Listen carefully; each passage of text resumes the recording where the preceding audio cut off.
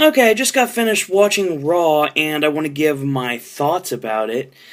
And I want to mention something real quick that there is still plenty of time to go to my email, which is suroanddisney@gmail.com, and you can contribute to Pop. You can throw out any sort of review you'd like to give, and if you have an iPhone, then go ahead and shoot me a video and send it to the email, and I will probably put you on the channel and definitely give you credit for it. So if you want to get a hold of me, you're more than welcome to go to that email and help make Pop even more awesome than it already is going to be. But like I said, we're going to be talking Pop next week. Pop will debut next week, actually. And it is now the 22nd.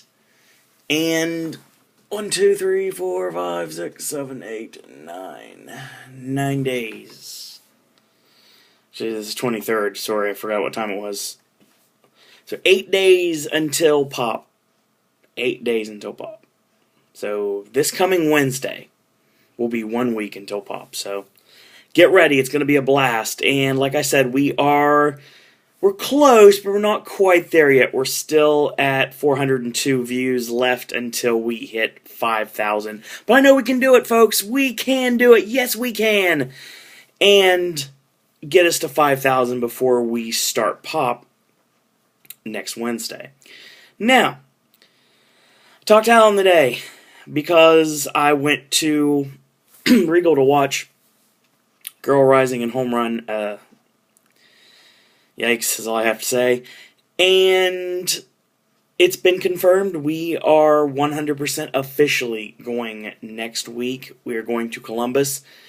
And right now, this time next week, I will be, most likely, if I had to guess, probably eating a late dinner and then heading back here. And, of course, that will be from Columbus. Yes, me, Alan, and Will all be going to Raw live next week. So we're going to give our opinions on the show. Actually, after the show is over, I am going to probably shoot another video. I have a good possibility I'm going to shoot another video. And I don't know if it's going to be with this iPhone 5. It just kind of depends on what's going on, if it's dead or not. I don't know. Hopefully I won't take too many pictures. If I have to, I use my iPod to take pictures so we can have pictures from the show. Because I got a lot of pictures, a couple hundred pictures actually from Raw last November when it was in Columbus. So given the fact that this was the birthplace, that's right, the birthplace of this channel where the idea started right outside Nationwide in the freezing cold, to shoot videos for no reason and didn't know if I was even going to put them online. I just wanted to do them for fun. And here we are now, over 200 videos later, and we are headed to the second level. That's right, we're going to be going from this Welcome to My World video to Pop, and I'm really excited for it. It's going to be really fun. Another thing just got announced today, so AJ, if you watch this video before I see you later today when we go to B-Dubs, surprise, surprise, Athens is officially getting the Place Beyond the Pines. So, I'm going to guess that we'll probably watch Big Wedding and Pain and Gain and then go to Athens and watch Place Beyond the Pines. And that's going to be awesome. So, you guys actually might get 5 reviews from AJ this week. So, we'll see what happens with that. Or we might just drop Big Wedding because it doesn't really matter. Or, I don't know. I mean, we'll figure it out when we get there. But you're going to get a lot because we had 2 today, and that's going to be tacked on till Sunday. And, of course, we have Pain and Gain and Big Wedding, as well as Place Beyond the Pines. So, that's going to be awesome. And I'm really, really excited to see this movie because I've been really hyped for it for a long time. And it's going to be great. Place Beyond the Pines, going to be awesome. So, I'm really excited. I'm a big Ryan Gosling fan, huge Gosling fan after Drive. It's got my girl Carrie in it, of course, and Albert Brooks, and among a lot of awesome people in Drive. Drive's incredible. Go check it out. So, if you haven't seen it, what are you waiting for? Go watch it as soon as possible. But I wanted to give you that information first. So AJ, if you're watching this video, congratulations. We get to watch Place Behind the Pines this week. So that's going to be awesome. Now, let's talk Raw. And Raw tonight was taped earlier this afternoon from the O2 in London, England. And I avoided spoilers, so I didn't know what was going on. And I didn't want to know what was going on. As a matter of fact, now I am avoiding spoilers because I am reviewing Raw and SmackDown both. So I don't really want to be around spoilers. And Impact, of course, tapes twice a week now because of the way that their taping schedule goes. They're live one week, then they tape right after that for the second week, and then they go live the third week and then tape after for the fourth week. So I'm staying away from spoilers, and I want to watch this for my own two eyes. This Raw, of course, started with Paul Heyman in the ring. That was pretty awesome, because Paul Heyman is amazing. He talks quickly about how Brock Lesnar has made headlines with destroying three-man band last week and putting Heath Slater on the shelf, so much that we actually have this meme now that I've seen a couple of times on the internet called Slatering, which is basically just bent over like this, like laying over something, kind of like planking, but cooler, because planking is really stupid. But it's Slatering, so you just basically just got laid out by Brock Lesnar, so that's sweeping the nation somewhat. So, of course, he also talks about the Extreme challenge to Triple H at Extreme Rules. The crowd starts chanting ECW. Not that many, but a few. They were there. So we go back to what happened last Monday night, and we see three-man band get destroyed. And, of course, Heyman issuing the challenge for a down-and-dirty, old-school steel cage matchup. So Paul gets the crowd's hope up pretty quick for Triple H's answer. And he says he's not here. But he has an email from Triple H, and it says as follows: he'll give his answer next week. Okay, number one, when that was announced, I was like, this is going to be awesome. I get to see Triple H live, which I've never seen before. Nope. Pretty much after that, Paul makes the mistake of calling Triple H a coward for not being here this evening, and Triple H's music hits, and of course he comes out. So, basically, he admits that Triple H got him, and Triple H basically says, I lied, and I accept this challenge, and he pedigrees Paul Heyman, lays him out, and we've got ourselves a match, another match at Extreme Rules. Brock Lesnar and Triple H in a steel cage. And my prediction, obviously I'll give that later and more in depth, but when it comes down to it, Triple H is going to get dismantled in the cage, and we're going to lead towards Brock and his next opponent. Like I said, I think it's going to end up being Brock and Batista at SummerSlam, so if they decide to go that way, I don't know if Batista's officially going to sign with the company again, but if that's the direction they're going to go, that's pretty much how we're going to get there. So later tonight, we get Chris Jericho, who's going to be on Raw tonight because he is performing with a Fozzy tour right now. And because Fozzy is touring over in the UK, this allows for Jericho to be on Raw. So he's going to face off against New World Heavyweight Champion Dolph Ziggler later this evening. We come back from commercial break, and R-Truth is rapping to the ring, which is something we haven't seen in quite a while. He's doing his What's Up. And here comes Antonio Cesaro. And Antonio Cesaro is awesome, and I say this over and over again. He is being criminally underutilized in the company. And it doesn't really matter if he has a championship, it's just he's not being used properly. Maybe there is some credibility to the rumor that Vince doesn't like Cesaro, but I hope not. If anything, I wouldn't mind Cesaro and Cassius Ohno reteaming as the Kings of Wrestling in WWE. I mean, they've got Sarah Del Rey. They have the whole group, so you might as well just bring them up to television together. Bring Ohno on with Sarah Del Rey, and then put them back with Cesaro, and we've got ourselves awesomeness. So, that'd be great. Besides, Ohno could work really well with Kane, and Ohno definitely works really well with Daniel Bryan. It's been proven time and time again.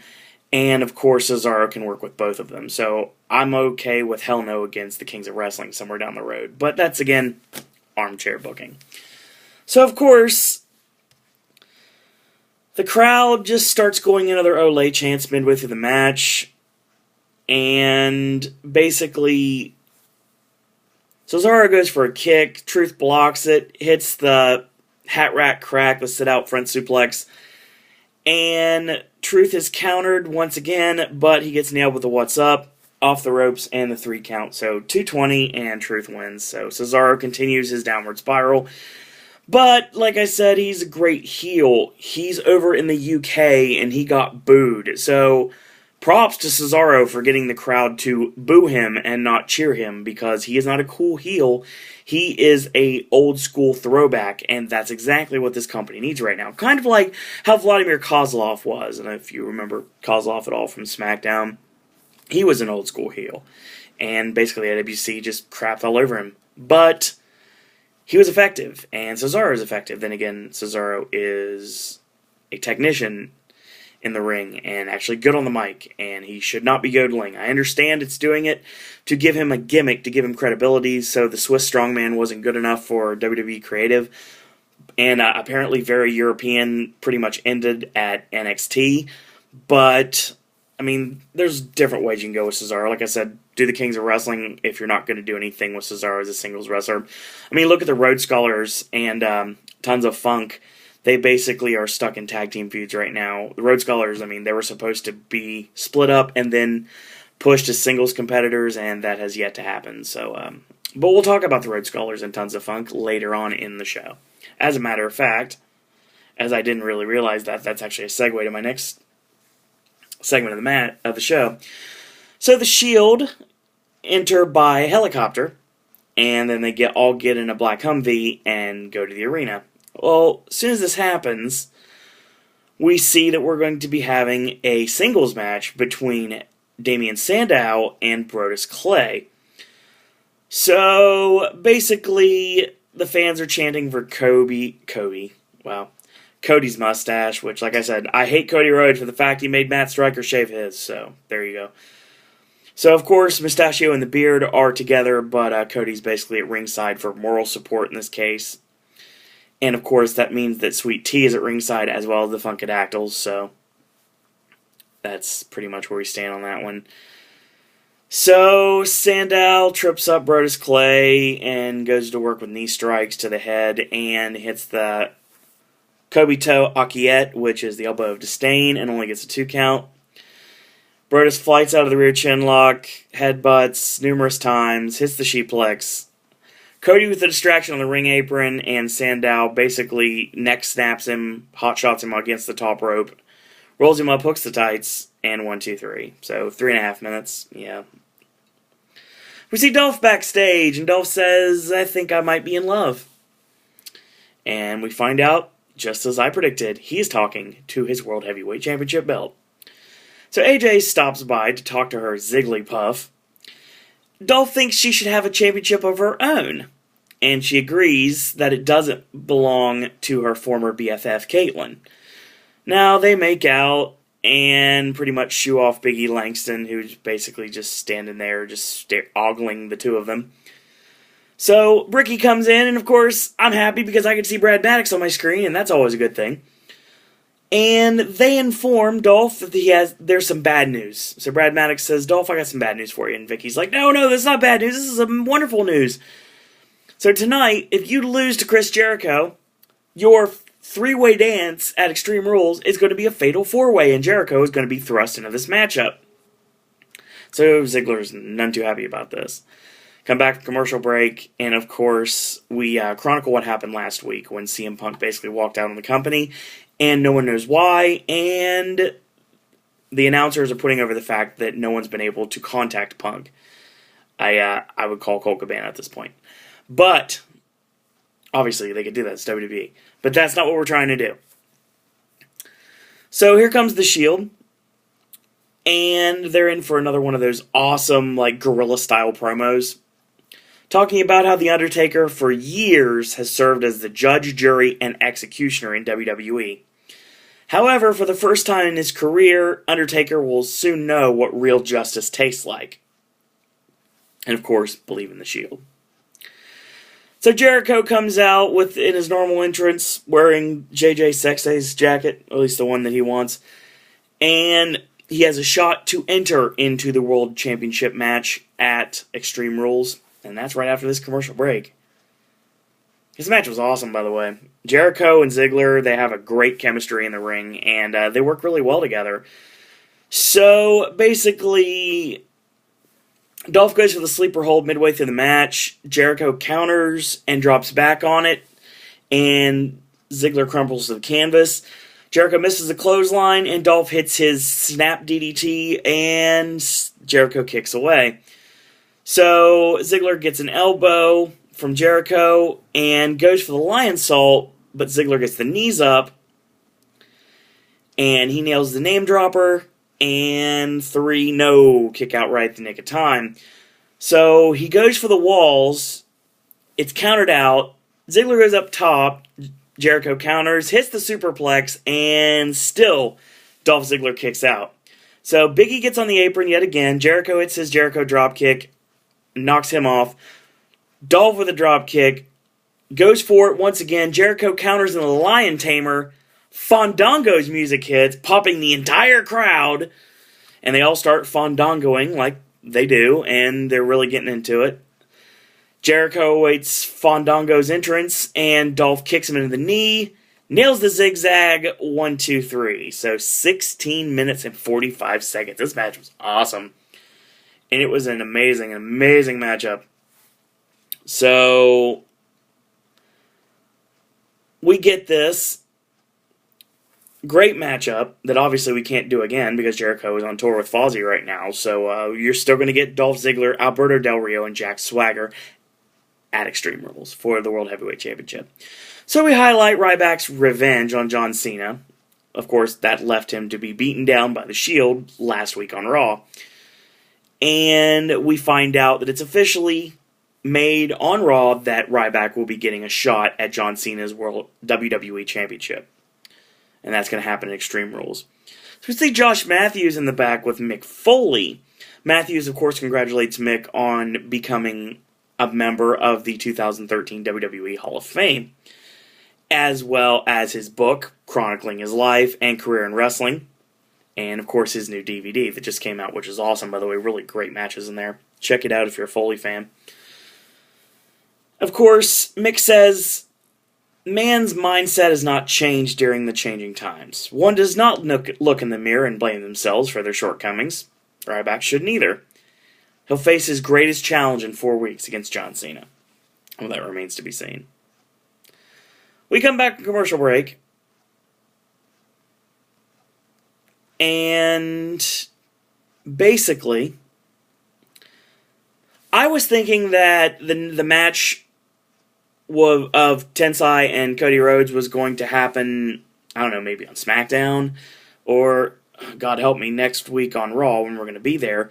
But no, actually we get it later in the show, and that's the next match of the evening. So, this match is really short. I mean, Cody jabs away, Sweet Tea cuts him off.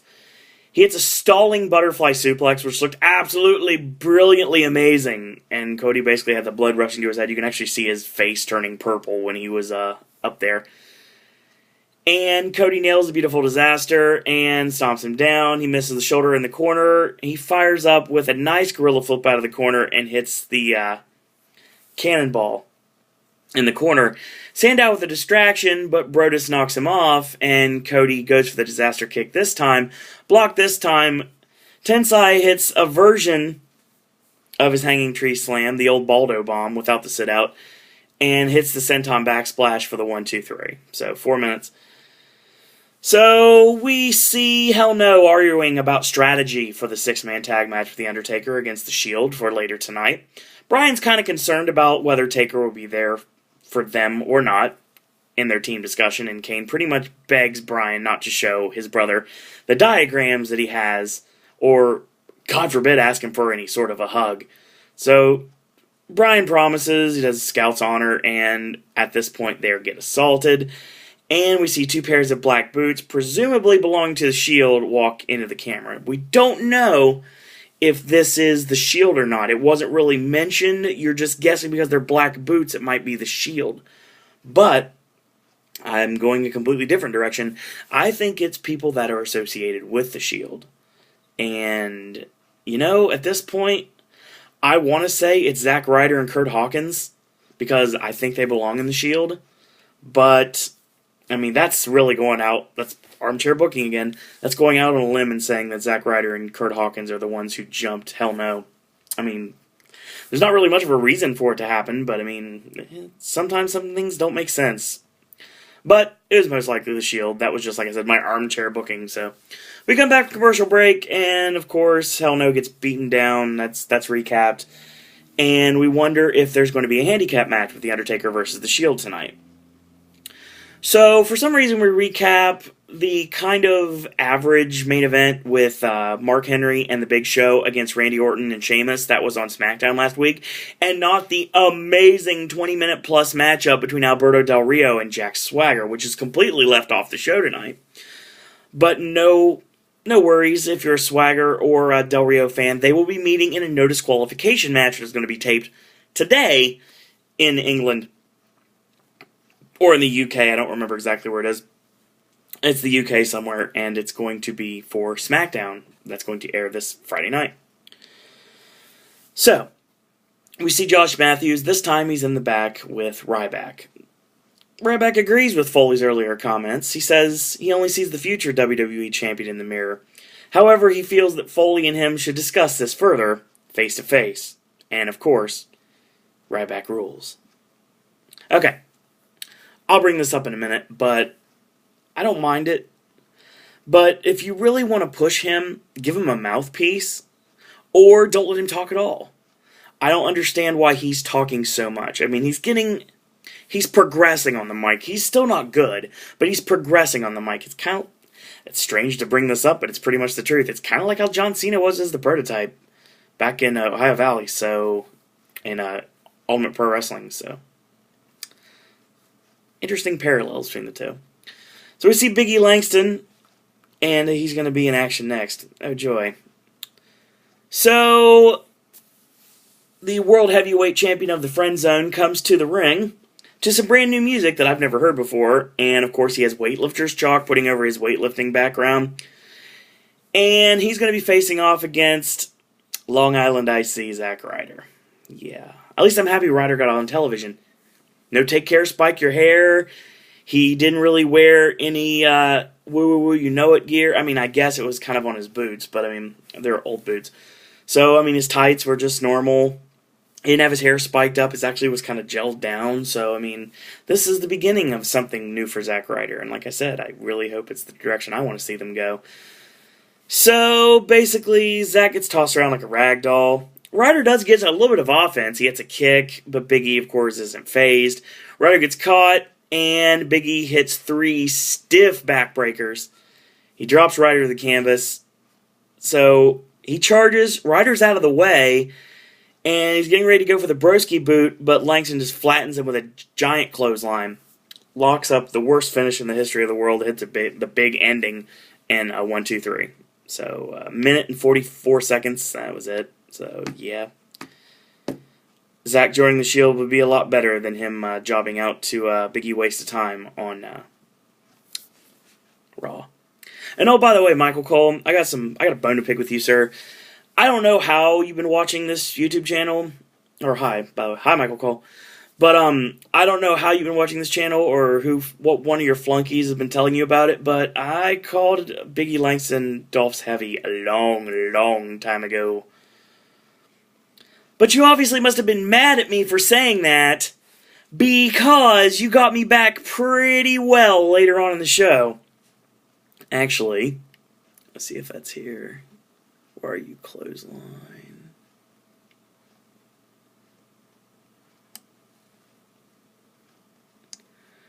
Yeah, he got me back later on in the show. But we're going to talk about that in a little bit. So, Yeah, there we go. That's the stupid thing I was talking about. Up next, after this, we see The Undertaker's first Raw match in 3 years. The 6-man tag is up next.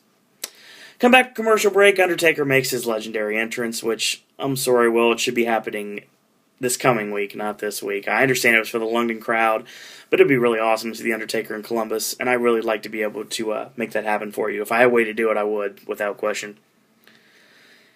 And the crowd, of course, is chanting for the Phenom, and he enters the ring. Here comes the Shield. And it looks like they might have the upper hand because, hell no, we're nowhere to be found. And all three of them jump the Undertaker. Well, here comes Hell No, and we start this matchup as they clear the Shield out of the ring. We come back to commercial break, and this match was awesome. It went 20 minutes. Excellent match. Now, midway through the match, we see Daniel Bryan and Seth Rollins are going at it, and basically, what ended up happening, I'll find this here, makes me so mad when I think about it. Alright, obviously Michael Cole's mad at me for however he heard this, because I called him out for the fact that I've called him a heavy. I called Biggie Langston Dolph's heavy, and I said it first, and I complained about it on this channel, and tonight, I get a really huge slap in my face. Now, for any of you that realize this, any of you that know me personally, or have worked with me in the independents, I am a commentator. I'm a manager. I love being a manager. I love being a heel manager. It's fun. But, because I really just don't like people. But, especially not stupid wrestling fans. But here's the thing. I've been a commentator. I was a babyface commentator. And I've been doing this forever. Literally, I've been saying this forever. I mean, back in the days when we used to backyard in St. Mary's on the trampoline, I've been saying it since those days. And I've also said it on some of the indie matches that I've called. When you hit a clothesline, and the term that people usually use is turn them inside out. Now, for some reason, some odd reason, I remember there was a clothesline that was hit on someone, and they got turned inside out, and I used the exact terminology, spun him like a top. Tonight, Michael Cole, congratulations, sir, you stole my line. Because you literally said that Seth Rollins, instead of getting turned inside out on the clothesline from Daniel Bryan, got spun like a top. You son of a... B. Yes, you're a son of a B, Michael Cole. Not cool. We go back, we progress further through the matchup, and this looks really awesome, by the way. So, Ambrose ends up getting tagged in, and he's fighting with Daniel Bryan, and that's always awesome, because it's amazing. He hits a nice clothesline. He nails a nice wicked forearm shot. Only gets a 2 count. So, he locks Bryan in a bow and arrow. Rollins comes off the top with a knee drop, and it looked amazing. As it always does. Still got a near fall. Reigns tags in, he misses the charge, and hot tag to The Undertaker. So he clears Reigns from the ring, he knocks Rollins down, and he beels Ambrose into the ring. He's dominating Ambrose. Now, if you would have told me years ago that you would see Jon Moxley, the former CZW World Heavyweight Champion, going toe-to-toe with The Undertaker in a WWE ring, I would have called you crazy. If you would have told me that there was going to be Tyler Black against Bryan Danielson face-to-face in a WWE ring, I might tend to believe that a little bit more. But you're bearing the fact is this, is The Undertaker was trading blows with Dean Ambrose and Seth Rollins, and that's a big, big feather in the cap to the former Jon Moxley and Tyler Black. So, kudos on you two for being able to make it in the big time, and I'm very happy. You've come a long way in a short amount of time, and you have busted your ass to belong in the WWE, and yes, I believe in the Shield. So, basically, The Undertaker hits the clotheslines, big boot, hits the leg drop, still gets a near fall because Ambrose kicks out, and Taker hits the flying clothesline off the ropes. Rollins goes to break things up, and basically him and Ambrose are both goozled by The Undertaker for the double choke slam, and of course, spear out of nowhere from Roman Reigns, 1-2, and the Taker kicks out. So, Taker tags in Kane, takes Rollins down with a big boot, goes to the top, hits the flying clothesline right off the top rope.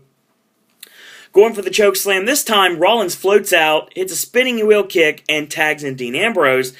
Kane grabs the Goozle again, goes for the choke slam. This time he nails it, tags in Daniel Bryan, goes up top for the Swan Dive headbutt. This time, Reigns trips him up and crotches him up top. So, the Brothers of Destruction are brawling with Rollins and Reigns on the floor. Ambrose tries for the superplex. Bryan knocks him off, goes for the flying headbutt. This time he moves out of the way. Ambrose stacks him up top, 1-2-3. So the Shield win. They are still undefeated, and you have to understand, even though he did not get pinned, The Undertaker did lose to the Shield. Wrap your head around that. That's crazy. So, of course, Kane and The Undertaker are completely stunned by this loss. The Shield is celebrating, and they deserve every second of celebration. You are looking at the next WWE Tag Team Champions, and I really hope it's Rollins and Ambrose, because Roman Reigns can be the guy who just interferes. I want Rollins and Ambrose to be the Tag Team Champions. Face, hell no. But I guess it would make more sense if it's Rollins and Reigns, because you have a big guy and a smaller guy, so that's with hell no, so Ambrose is awesome. I'll just keep saying that. So, of course, Mick Foley accepts Ryback's invitation to meet him later in the ring tonight. We come back from commercial break, and Foley's talking to John Cena. And the second Cena is shown on the screen, the entire crowd boos him out of the building about his decision to talk with Ryback. John says he may be confusing bravery with intelligence, facing Ryback in the ring tonight. Mick says, in a mistake-filled career, this may be his biggest. But it's less about honor and more about being who he is. So Cena reluctantly agrees, and before he lets Mick go, he gives him a steel chair and makes him promise to bring it to the ring. So, of course, up next, Fandango. We come back commercial break, and the crowd's been doing it all night. They really have. And, oh my god, I got such awesome news today. Now, Will's going to hate this totally, but I'm sorry. I'm still trying to iron out the details right now, but I got on Facebook tonight, and it was in between Raw. I was actually checking Facebook on the iPod Touch in between Raw commercial breaks, because I had nothing else better to do during commercial breaks. So what I did was, basically, I was like looking around to see what people were saying. I was staying away from Twitter, because probably people would blow the show for me, because obviously it was taped early this afternoon, or yesterday afternoon in this case. Well, I see the WWE shop was tweeting about some sort of a deal, like you can get like 20% off of like $50. I'm like, whatever. And then I see it. Yes, Fandango has a shirt. Oh my god, it's awesome. Him doing his awesome like Saturday Night Fever pose, and on the back, it's literally Cha-Cha-La-La's lyrics. Oh my god, it's so cool. And you know what? I called WWE shop tonight. They couldn't give me an answer. They sent me to a corporate email that covers the venue merch, and I was asking, I was like, please, WWE venue merch, have the Fandango shirt available Monday night in Columbus for Raw. I beg of you. Please let me know and how much it costs. So, hopefully, the shirt is available. You can buy it right now. It is available for pre-order, though. It will not ship out until the 29th. Which actually, is Monday night. So, there is a good possibility that the Fandango shirt will be available in Columbus. And if it is, I am certainly buying it. That along with the new CM Punk shirt. And hopefully I will be able to locate the Antonio Cesaro shirt I want to buy. Or there's no new Miz shirts or Dolph shirts. So I won't be getting those. The Cena shirt, it's almost there. It's almost there. I mean, we're close. You're getting closer, but it's still not quite there. I'm damn sure not buying a Ryback shirt and not buying a Sheamus shirt or a Randy Orton shirt or anything like that. So, given the fact that I don't know what show Fandango is officially on right now. I don't know if his stuff would be available in Columbus for Raw or the next night for SmackDown. So that would really suck if it's available for the first night on SmackDown. Because, obviously, there was a rumor yesterday that actually broke several hours before the taping of the London Raw. And basically what was said was that Fandango was booked for a house show tonight. A SmackDown brand house show in the UK and not for Raw. But obviously someone changed their mind because we get Fandango in the ring. And he comes out with a new concubine, and this time it's actually someone we know. It's Summer Rae from NXT, and she looks absolutely stunning. And she actually can dance, so it works really well. Who's Fandango's opponent? Justin Gabriel? No, he's on main event. Yoshitatsu? He's lucky if he makes it on WWE.com. No, his opponent? William Regal. How you want to get Fandango booed in the UK when he was basically cheered like he was a superstar, and he is a superstar, don't get me wrong, he definitely is now. The night after WrestleMania in Jersey, when everybody was still over there from the UK, you put him against William Regal, and that's exactly what they did. Once again, I have to mention last week's NXT, William Regal, Cassius Ohno, one of the most brutal matches I've ever seen in my life, so check it out if you get a chance to. I think it's on YouTube by now, and if not, find a way to get to it. It might be on Daily Motion, it might be on Hulu, I'm not exactly sure, but get to watch this match as soon as possible, because Regal and Ohno is amazing. So Regal comes out, he does a couple steps, so he's dancing as well, just not to show up Fandango. He unloads with some really stiff southpaw shots, and he forearms Fandango. The ref backs him off, and Fandango gets a leaping kick from the ring apron. He gets back in the ring, and Fandango hits the modified reverse STO and gets the 3 count. Okay, we don't have a finishing move name for this yet, and I'm still kind of contemplating what I want to call it. Basically, if you haven't seen this move before, there's 3 different versions that I've seen in the last couple of minutes. It's actually a video that I just watched on in the TV room before I started this video.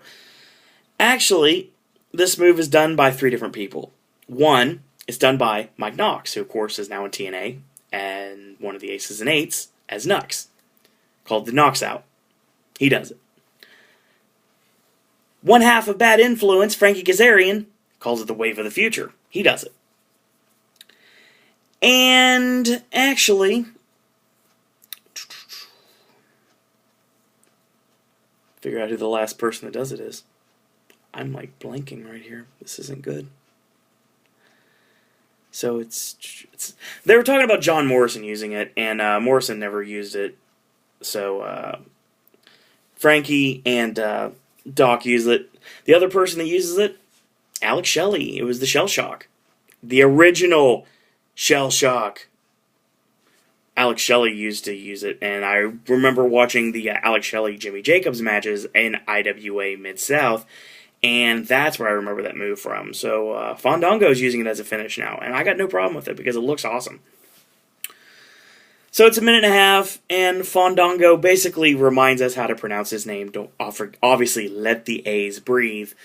He dances with Summer Rae up the ramp. At the entrance, they dance some more, and of course, he lets her go, and I pretty much figured out what was going to happen from this point, and that's exactly what happens. Jericho attacks him behind and throws him off the ramp, and he beckons the lady dancer. He grabs Summer Rae by the hand, and they do a little twirling, and they dance to Fandango's music, with the crowd fandangoing in the background. And Fandango is none too pleased with this. So Fandango and Jericho will continue their feud. And I have a feeling they're probably going to meet at SummerSlam. But I have a feeling that match will probably be for the United States Championship. Because I still think that Kofi Kingston is a placeholder champion. And they're going to put the championship on Fandango. And I don't have a problem with that. So, we get our #1 contendership for the Divas Championship up next in a nice little Battle Royal. And the Battle Royal is between 5 divas. 5 Diva Battle Royal. So basically, we're now using video game technology in order to put our matches together. Now, before this match, the Bella Twins were disqualified because when they used Twin Magic last week, that's caused them to be eliminated from this match. We only got 5 divas in this match, and Natalya was not one of them, and that's BS. So Kaitlyn's on commentary, and of course, AJ gets caught by Tamina, tries to play nice. She basically just jumps on her and, like, hugs her and, like, looks into her eyes, and the crowd's going insane. Like, the male in the crowd are going insane. So, basically, she gets Savate kicked, and she's done. She is, like dead. Completely out. And she stays out the entire match. Oksana gets eliminated. Tamina eliminates Naomi. Of course, the reason Cameron's on in this match, because Cameron was injured during a house show over the weekend. So, she wasn't able to be in this matchup. So, sad panda. But, Layla kicks Tamina through the ropes. She tries to pick up AJ, and of course, she's totally dead weight at this point. And AJ pops up to her feet, kicks Layla to the outside, and wins the #1 contendership. So, we're going to see the former Chick Busters facing off for the Divas Championship. And it's going to happen, folks. Kaitlyn versus AJ Lee is going to happen soon. We preview the next WWE film, which is No One Lives, featuring Brodus Clay. Another horror movie by the PG company. Yeah, that makes sense. So we see Foley walking, and he has this chair in hand, and he's going to confront Ryback up next. Foley makes his way out to a very nice ovation from the crowd. He's not here to fight. He's just here to merely find out what he needs to know. So the man in question makes his way down, and he wonders why Foley thinks he needs a chair. Foley said initially he was insulted when Cena gave him the chair. He's Mick Foley. Whether it's been a tooth in the nose or having his ear ripped off his skull in Germany, Foley has never backed down from a fight. He's never made one excuse, and he listed a lot of reasons why he's fallen short of his goals. 3 times he was good enough to be WWE Champion, and for Ryback, it's quite inevitable he's going to be given the WWE Championship, given his physical dominance. Ryback just ignores this. And he's standing there with his torn Ryback shirt and his skull cap on. Oh, incidentally, #1, other than not letting Ryback talk anymore, I would get rid of the stupid Feed Me More crap on the beginning of his music. He's a heel now, and he literally calls the fans stupid, so obviously you know he's a heel now. So, get rid of the Feed Me More and just, like, change it to Ryback rules, or just be the guitar, and that's it, like the pounding guitar beat, and just end it that way, and that's more of a heelish theme. The way he does it now, the blah blah, and then the wake up, all that crap, that's more babyface, and Ryback doesn't need to do that if he's going to be a heel. So get rid of it, and it's just going to get some of the robots in the crowd to chant feed me more, over and over again, like their Trace Adkins on The Apprentice last week. Yes, Cro-Magnon Caveman.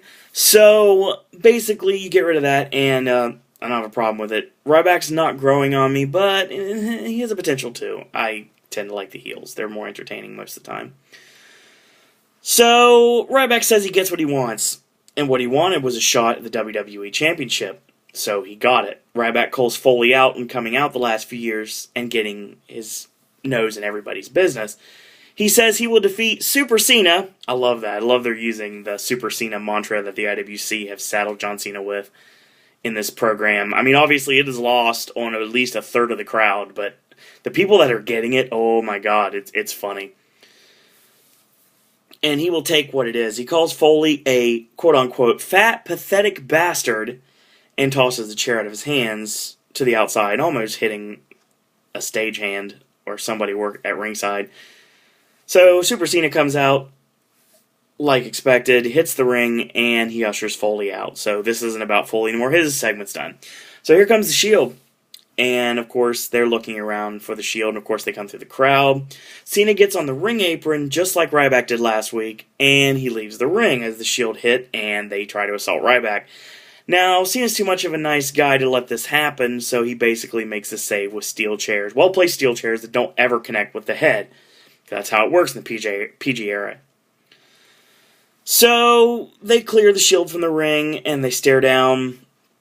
They have a nice stare-off. Ryback glances at the chair. Cena throws it down, looks down. Cena picks him up, and Cena stands tall, and we fade to black. So, interesting show.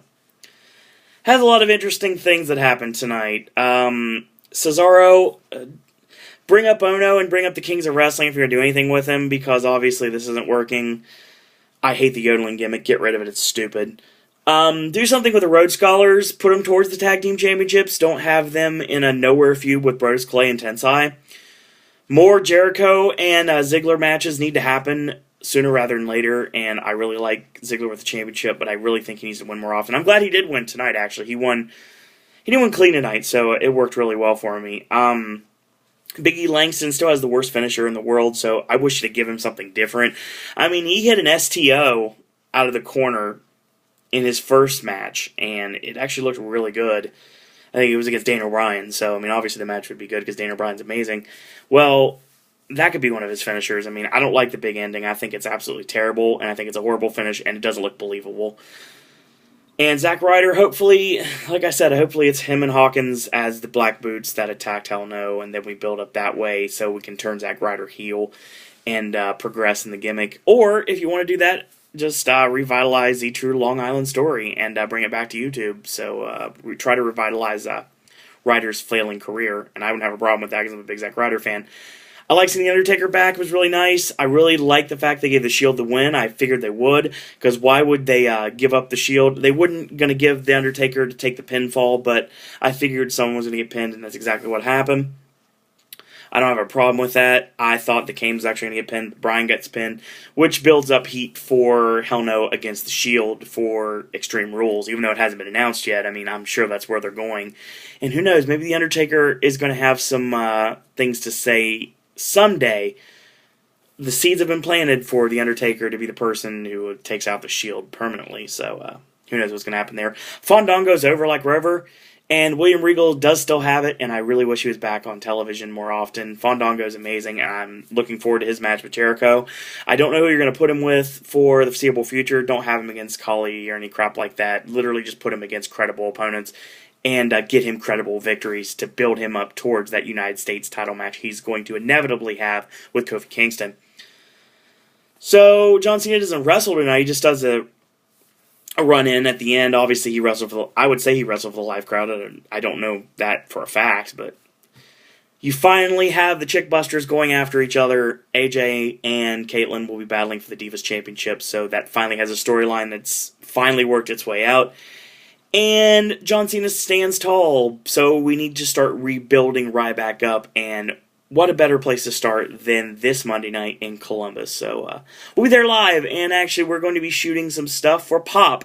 Me and Will be shooting stuff for Pop, and Alan probably will be involved too. We're going to talk about what happened after the fact. We'll probably just set it up just like here, and just start chatting at wherever we end up for late night dinner Monday night. So hopefully you guys enjoyed Raw. It was a decent show. I mean, some things worked for me, some things didn't. Fandango is amazing, and I hope you really build it. You continue to build it. He is a heel, folks. That's exactly what he is. Wade Barrett doesn't make it on Raw tonight, but I know he was working a SmackDown house show tonight, so we'll see him on SmackDown tomorrow night. I have a feeling. So the people that weren't on Raw tonight will probably be on SmackDown. I don't know if Fandango actually might be on both, so who knows. So, this was an interesting Raw. It was alright, decent for what it was, and that's pretty much it.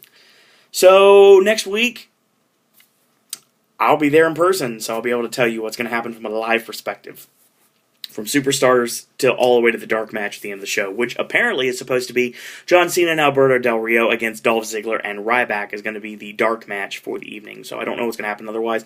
Nothing was announced on Raw last night to see what was going to happen next week, so we don't know where we're getting at all. Maybe we'll find out some things on SmackDown Friday, which is going to be taped tomorrow. So who knows what's going to happen there. Wrestling fans, you can join me, of course, on Friday where we're going to talk about TNA Impact. And I think they're also live from Indiana, Pennsylvania. Live to tape, actually. They were taped last week in Indiana, Pennsylvania. So we don't have a live Impact this week. Just have a taped Impact, but I don't know the results, so it's still alive to me. And, of course, Saturday we're going to talk about SmackDown. And Monday we're going to go to Raw. And then we're going to talk about it. So that's going to be the end of it. So guys, hopefully you enjoyed this video, and if you liked it, thumbs up, leave a comment. You can go ahead and subscribe. Help us get to 5,000, folks. We're almost there. We're almost at 5,000, and let's get to 5,000 before Welcome to My World becomes pop. So, boys and girls, until tomorrow, that's all I got to say about that.